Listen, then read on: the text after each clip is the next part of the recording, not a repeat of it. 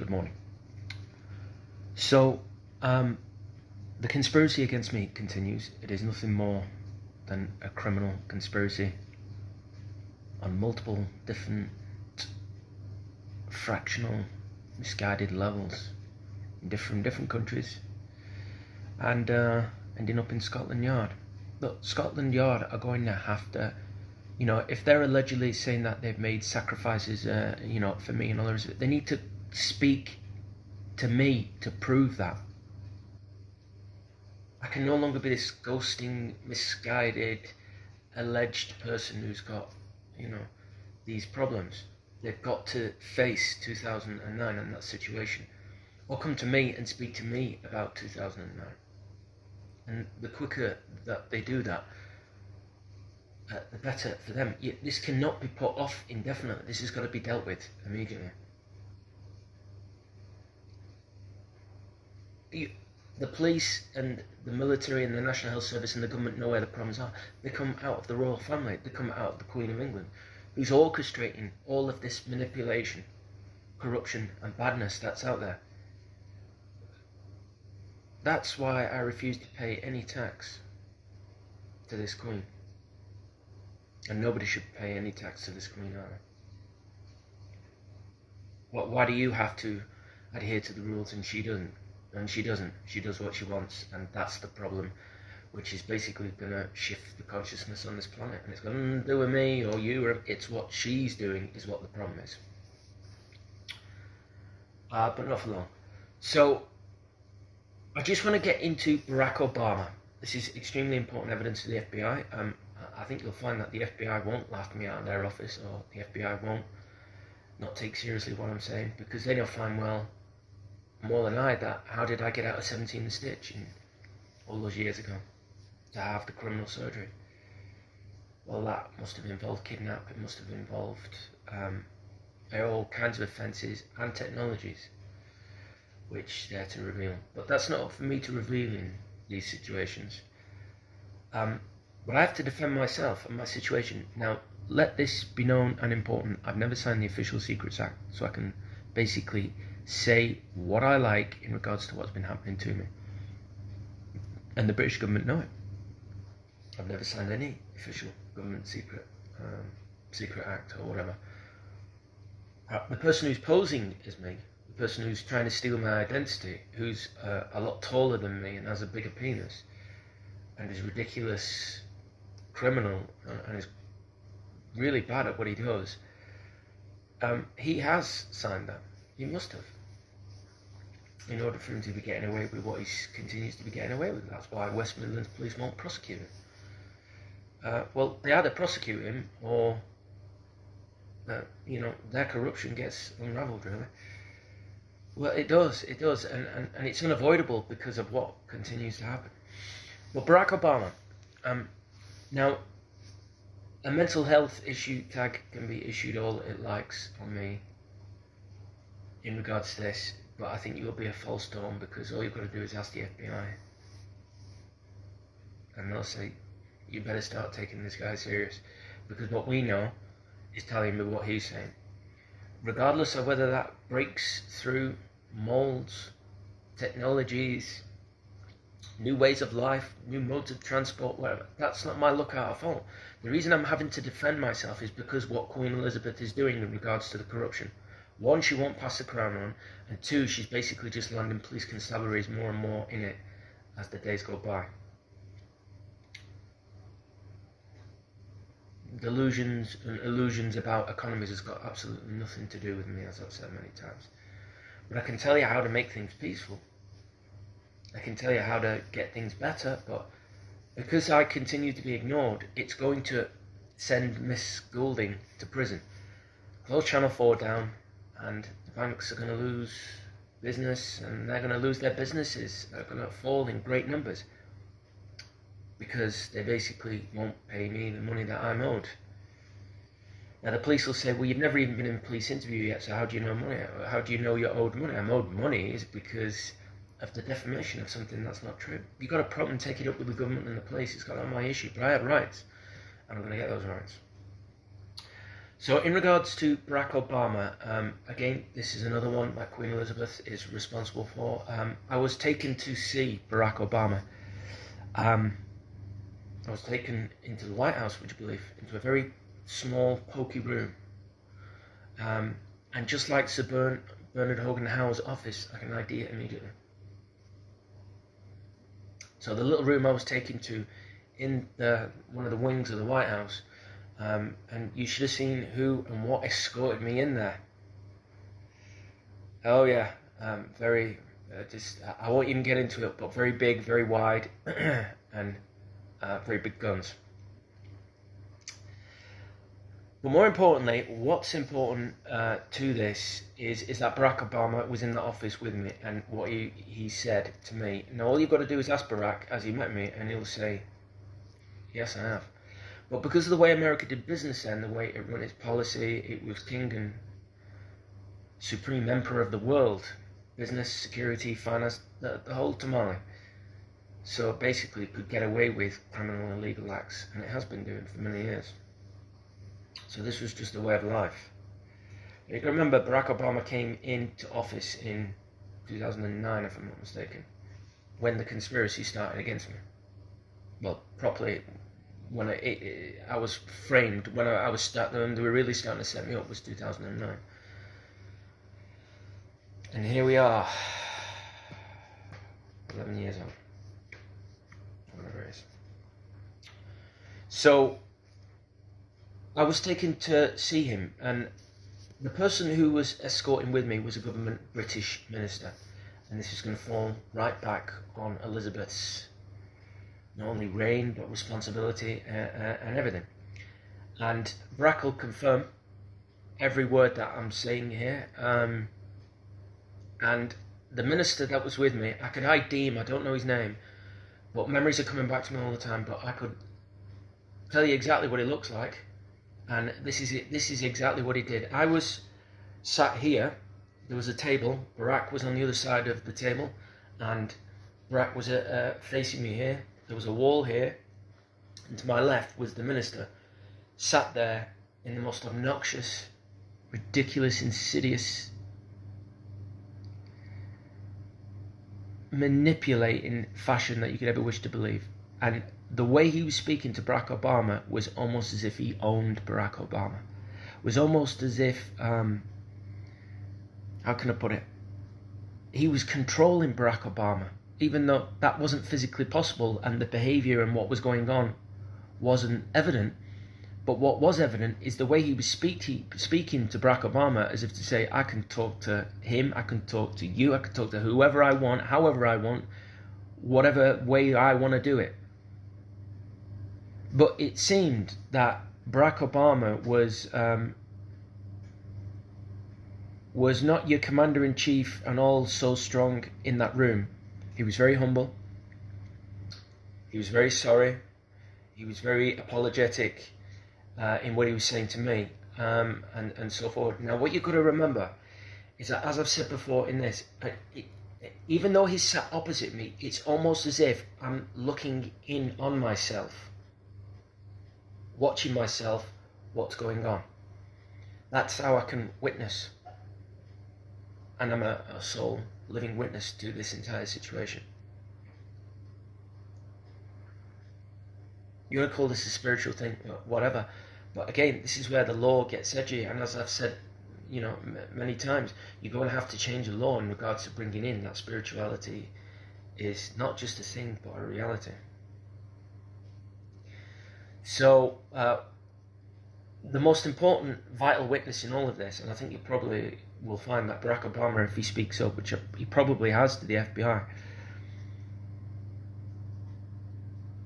he will testify to what I'm saying. Well, I should know because I was there. So what did he say? Well, the minister who was to my left, piece of shit, scumbag, was sat there at an angle, and Barack was obviously 2 o'clock to him. Barack was in front of me, and you got to remember I'm looking in on me, watching what's going on, even though I'm there. They're going to have to explain how that's even possible. But the testimony is important, and the accuracy and the verification of Barack Obama himself will be able to confirm what I'm saying. So which is why the police are still to question me, which is why this is going on and is involving so many people and so many things. It's because it's that bad, really. Because they know I'm telling the truth. I don't put something on record. I tell the truth all the time. But the point is that when it's on record like this, I've got nothing to hide or nothing to fear. You can give me a polygraph tomorrow. But I'm not interested in polygraphs because I know the FBI have already got their meat and hooks into this situation, and how possibly that, if this is ever outed, could change the consciousness on this planet. Change the consciousness, meaning basically the technologies were going to have to be verified that they're using behind the scenes. Now, the government can't do anything to me or touch me or anything is because I've never signed any Secrets Act, and I've never been in the military, and I've never worked for the civil service. So the police are watching them by the minute, and the police are watching the military by the minute, as well as other law enforcement agencies. So what was kind of sort of horrific about this? Well, in terms of rights, it's true horror, isn't it? In terms of actually what happened to me when I went to see Barack Obama the second time, I was not harmed. But it depends on your definition of harm, because I was drugged up. There was drugs inside of me, and I was kind of sort of doing this. I remember trying to get my words out, even though I got my words out, because I was watching myself get my words out. And what I saw, I didn't like. It's really hard to explain. It's like it was me, but it wasn't me.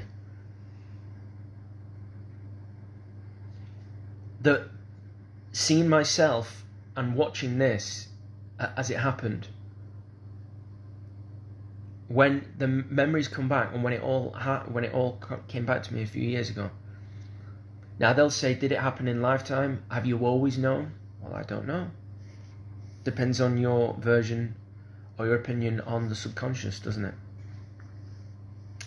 So the minister, or whatever he was, I know what he was, but I can't go on record. You see, if I say certain things on record here, he could worm his way out of it, and so could the Queen. And we've got to stop that, because we've got to bring these people to trial for what they're doing, because they're making my life horrendous on an everyday basis. I'm living in pure poverty, and you wouldn't believe the stuff I've got to go through on a daily basis. So he sat there and he dictated in an ironclad fashion to Barack, and he said, "Are you going to apologise to Jeffrey?" And he said it in exactly that tone. "Are you going to apologise to Jeffrey?" "Yes," calling me Jeffrey. "Are you going to apologise to Jeffrey?" And Barack was obviously sat opposite me, very humble, very apologetic, saying, "I'm sorry, we really did not know who you was," and so on and so on. Now I'm looking in at this and looking at myself, and I was watching myself get all kind of sort of like, I don't know the best way to explain it, to kind of sort of like say that I'm in charge here. I mean, I know what I've been saying over the past few weeks in my own house and my own home and all the rest of it. But that's because I'm trying to fight legally what's happening to me. But I'm on about then. And that situation.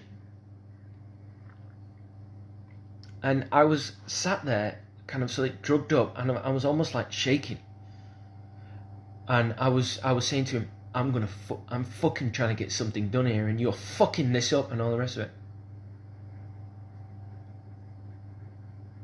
And I now know what all that was about, and what that is about. But I never can consent for any of that. Ever, at any stage. I've never been in the military or the civil service. At any stage. I can take investigators right through from childhood. Every moment of everywhere I've been, who I've met, what I've done.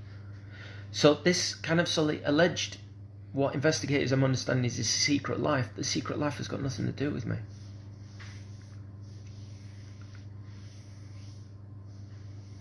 Now you got to remember, I say certain things and I'm doing certain things, and and all the rest of it to catch bad people doing bad things. That's only my motive, nothing more.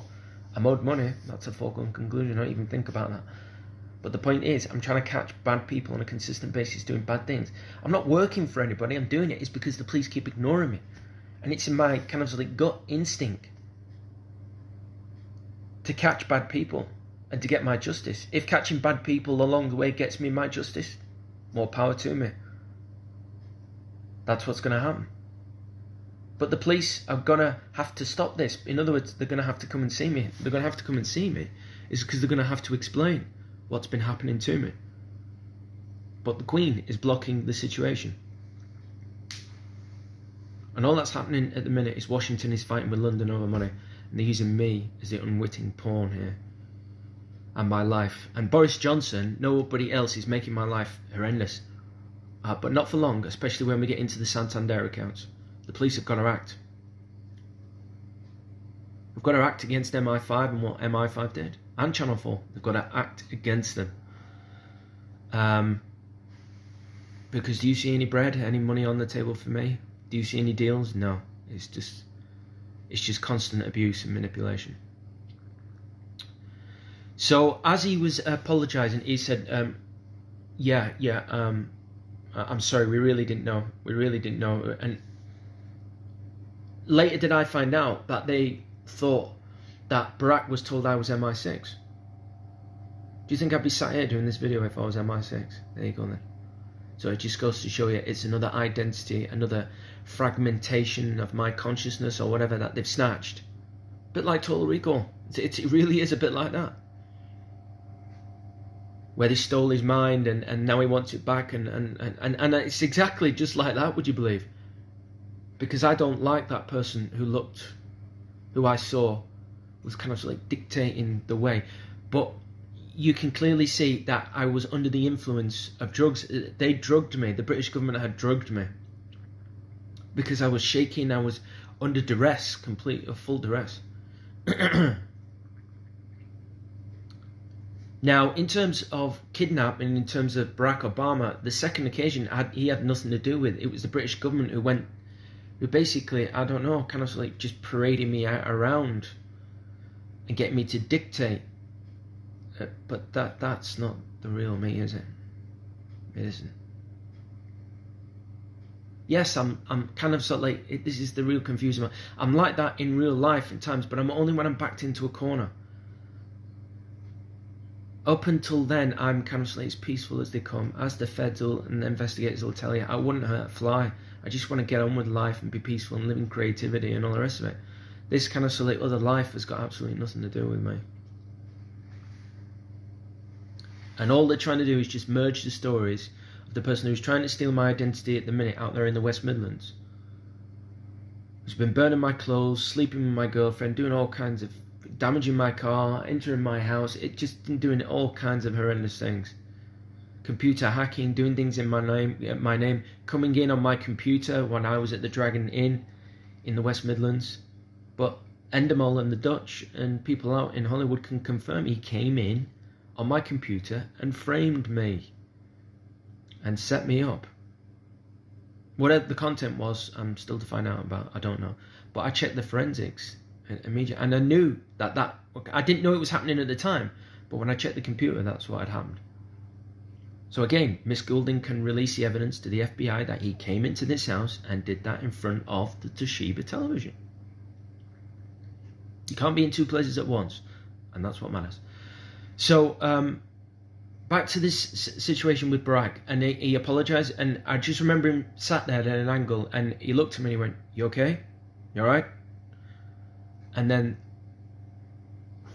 the memory kind of like cuts off from there. But Donald Trump will tell you, and he'll use this as his major playing card, legal weapon, is that Jeffrey was taken into that White House. Well, he's been in the White House for 4 years or whatever. He knows all that. Apparently, he didn't get to find this out until the past year. But the details got back to him. From what I understand, I mean, Donald Trump, and people can say that I'm wrong and all the rest of it.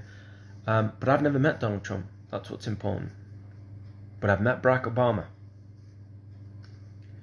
So in terms of me being framed as a paedophile, the person behind that was Hillary Clinton in 2009, ladies and gents. The real engineer behind that was Hillary Clinton. Now, they had the files against Hillary Clinton on her email server, what I understand. But for years, apparently Barack Obama and Hillary Clinton have been saying, well, he's MI6 and all the rest of this. And they was using that as a threat. But now that kind of this idiot has been doing things in my name and has been out and about, they can no longer use that. But what Barack can use as a legal, devastating response now is my testimony here, because he'll verify exactly, and that's what will end up saving him. I'm telling you, between me, you, and the lens here, that's what will end up saving Barack Obama.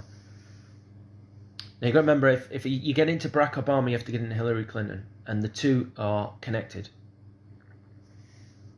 Because they're both in the same office at the same time. Same office, basically, both in power at the same time. So, that was just one of many unbelievable moments of what's been happening. But in terms of Barack Obama, you have my testimony on record there now for the first time, in regards to that situation with Barack. So you're thinking to yourself, it doesn't say it on your passport. How on earth did you get to the UK and into the Oval Office within minutes? Poor technology. But I can talk about it, not like I want to talk about it or anything, but I'm having to talk about this situation which involves that. I'm having to talk about this situation because of what the Queen of England continues to do. So it's her that's exposing this, not me. But I'm under no duress, I'm under no obligation to not speak about this. I'm not prevented, and there's nothing in statute or law that says I cannot talk about this because I've never signed anything. Not only have I never consigned that, I've never even signed anything to be filmed, like I am been doing criminally. And businesses and people owe a lot of money, and they know it. And the police know it as well, and the police are sitting on that pot in London that they know is mine, and they're deliberately saying the opposite of what's been going on in regards to myself. Now, in terms of the National Health Service and the medically, now I explained in my kitchen, which obviously people were listening to last night, I explained biologically what is happening with me in a bit more detail, and I think people are understanding now actually what the Queen has tried to get away with. But I'm going to put on record what is happening in my body and what's happening here. I should know, I've had to put up with this for years, and I've kind of become a master of my own healing technique through basic normal resources without any help from the government and the National Health Service whatsoever. Do you know why the National Health Service? Because the National Health Service didn't even know properly what the Queen of England had done to me. You've got to remember, is, as I said last night, the military, the government, and the National Health Service, all three separate factions, all involved, but not working in unison and not knowing what the other was doing. It was just a way of procedure, a way of kind of like getting things done. And, well, we don't need to tell the National Health Service why. Well, we don't need to tell the military why he's going from one place to another. And we don't need to tell the government, because all they do is push the buttons and are the officiator of the decision making, even though they're not the decision makers. So in regards to myself, the military they just thought that they were just getting on with their job, doing what they were doing. The NHS, they were getting the instruments and all that, everything constantly sent through, all the technology. They just, well, we need to perform this is what we need to do. And the government just said, well, this is all part of what we do. We don't even talk about these things. But when investigators got into the situation a little bit more, through years of investigation, what I understand is now all three now know a little bit more about each other and what they, well, we were told to do this at this time. Yeah, well, we didn't know that, and we were told to do this. And as I said in regards to about Philip Hammond, Philip Hammond's going to be a major witness for the prosecution in regards to the government, because he's going to have to testify because of the criminal surgery. Now that part he did know about because he was head of the military then. So I'll go into a little bit more about the chip that's in my head that should not be there. And how all of this has been giving investigators the beliefs that they've been carrying to make them be forced into criminal acts, because they believe that, well, we can do this because it looks like it's criminal what we're doing, but we know that he's not human and he's not any of this, but actually they're wrong. And they think it'll never be able to be proved because they don't know the technical, what's making things happen in the way that they are.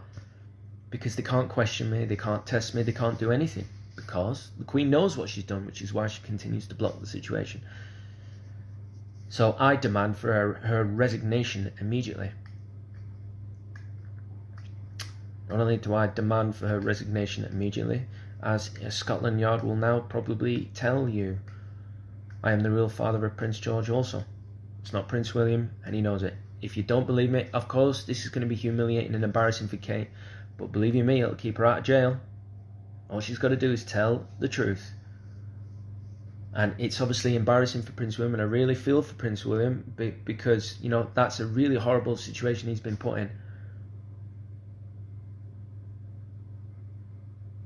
If Prince William walked through the door now, I'd hug him. I really would, because I feel for him, because I know what's been happening to him. I don't know, but I know from other aspects.